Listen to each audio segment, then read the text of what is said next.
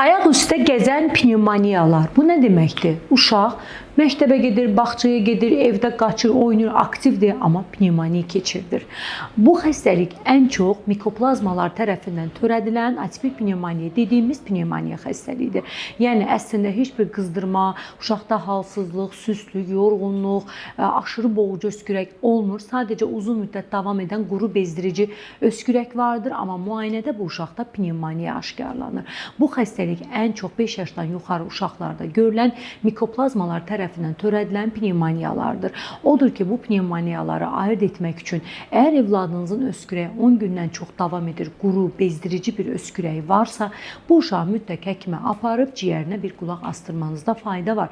Çünki bu ayaq üstə gəzən pnevmoniya dediyimiz pnevmoniyanın simptomları çox şiddətli olmur, amma ağırlaşmaları ola biləcəyinə görə evladınızda uzun çəkən öskürək zamanı bu xəstəliyi mütləq ağlınıza gətirin.